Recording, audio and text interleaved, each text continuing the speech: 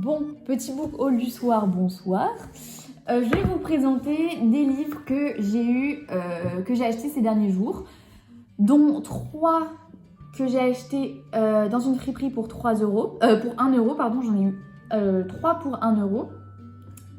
Et 2 livres que j'ai eu dans une boîte à livres. Donc, on va commencer tout de suite par Dostoïevski, La femme d'un autre et le mari sous le lit.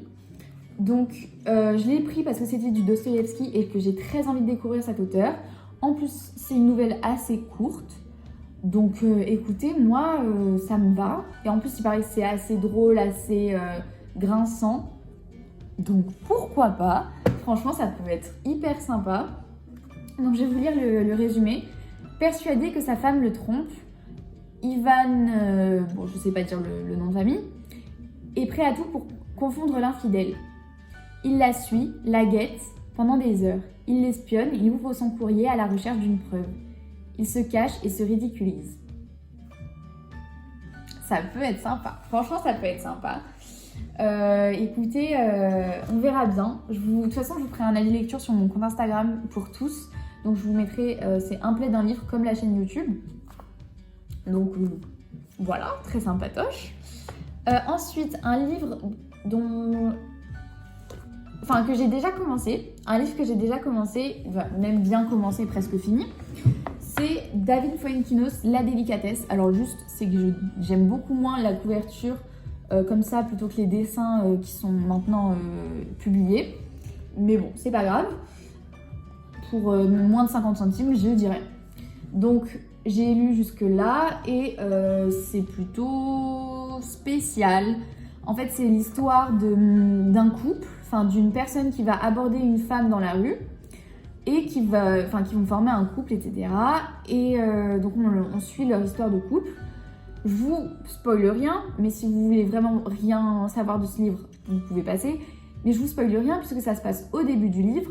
On apprend que François, le mari, a un accident de voiture. Donc en fait, on suit toute la reconstruction de Nathalie. Donc Nathalie, c'est la femme. On suit toute la reconstruction de Nathalie après ce décès, après le fait d'être veuve. Et c'est intéressant, mais c'est pas forcément hyper bien fait à chaque fois. Enfin, je vous ferai mon avis complet sur Instagram. Après, je dis pas que c'est pas divertissant ni rien du tout. C'est très sympa. Mais j'en attendais peut-être plus et j'en attendais peut-être trop. Donc voilà. Ensuite, j'en avais parlé en HLP cette année.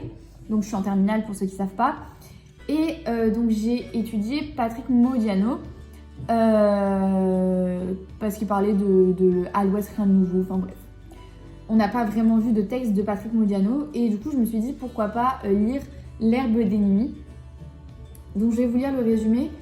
Qu'est-ce que tu dirais si j'avais tué quelqu'un?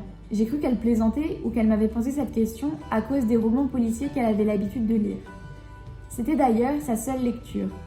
Peut-être que dans l'un de ses romans, une femme posait la même question à son fiancé. Ce que je dirais, rien.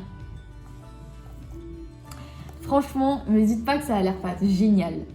Ça a l'air trop bien. Donc écoutez, j'ai vraiment hâte de lire celui-là. En fait, tous j'ai hâte de les lire. Il n'y en a pas un où je me dis j'ai pas envie de le lire maintenant. Donc en même temps, si je les ai achetés, c'est pour ça quoi. Ensuite, dans la boîte à livres, alors là, je me suis fait plaisir. Donc avec ma grand-mère, on y est allé, c'est dans une boîte à livres où elle dépose souvent des livres. Et du coup, on a regardé un peu ce qu'il y avait. Et là, donc la première fois je suis passée, mais je vous montrerai je vous montrerai après. Mais la deuxième fois je suis repassée, à 20 minutes d'intervalle à peu près, ou 1 heure. Ouais, c'est pas tout à fait la même chose. Et j'ai acheté L'étrange cas du Dr Jekyll et Mr Hyde de Stevenson. Pareil, c'est tout court. J'en avais parlé en HLP. On avait eu un exposé dessus. Et honnêtement, ça avait l'air trop bien, la dualité du personnage, etc. Donc vraiment très sympa. Je vais vous lire le résumé, mais je pense que vous connaissez déjà vite fait l'histoire. Donc petit, difforme et velu, un monstre erre dans l'atmosphère, trouble les rues de Londres. Le vent souffle, L'éclat rouge des réverbères perce à peine le brouillard. Paisiblement installé dans son bureau, devant le feu qui crépite, un réceptacle savant... Respectable. Ouais, réceptacle, c'est bizarre. Un respectable savant voit avec épouvante sa main se dessécher, se couvrir de poils. Une affaire à se dresser les cheveux sur la tête du lecteur, même le plus enclin à se dédoubler. Encore une fois, ça a l'air génial.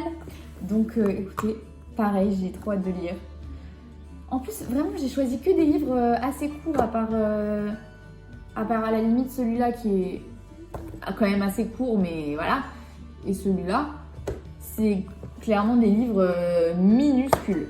Donc, franchement, ça va aller hyper vite pour les lire. Ça va être génial, je vais m'égretter. Et ah, c'est mieux. Et dernier livre. Alors là, je suis trop contente. Je suis tombée amoureuse de cette couverture. J'ai trouvé magnifique. Et c'était un livre qui coûtait 22 € de base. Donc je me suis dit, prends-le maintenant parce que franchement, tu ne vas pas l'acheter à 22 €. Donc, c'est celui-ci. Donc c'est le grand magasin des rêves, pardon, de Limini. Je sais pas comment ça se dit, je suis désolée, mais vous avez le nom de toute façon. Écoutez, ça a l'air très intéressant. J'espère que ça va me plaire. Et puis sinon, je le redonnerai. Voilà. Donc je vais vous lire le résumé. Il existe une ville où l'on peut se rendre que dans son sommeil. L'endroit le plus populaire de cette ville est le grand magasin des rêves, qui semble un immense paquebot tout miroitant de lumière et haut de 4 étages où l'on propose et vend tous les rêves imaginables.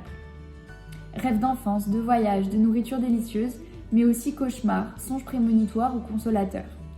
La jeune Penny commence son travail à la réception du rez-de-chaussée et c'est avec elle que nous allons découvrir l'univers chatoyant du grand magasin des rêves, où chaque nuit, une foule de dormeurs humains et animaux viennent choisir leurs rêves qu'ils désirent vivre.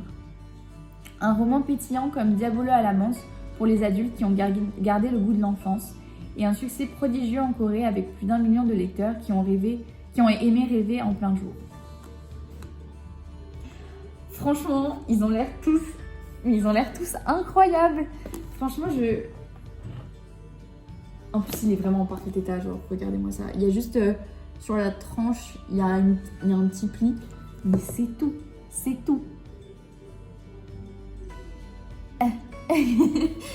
Franchement, j'en reviens pas. Enfin, je suis tellement contente d'avoir tous ces livres. En gros, j'ai eu tous ces livres pour 1 €, globalement. Parce que du coup, il y en a que j'ai pas payé.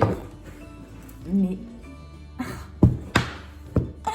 je suis refaite.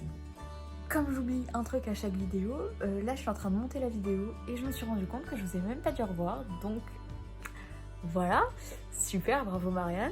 Donc merci d'avoir regardé cette vidéo et bisous.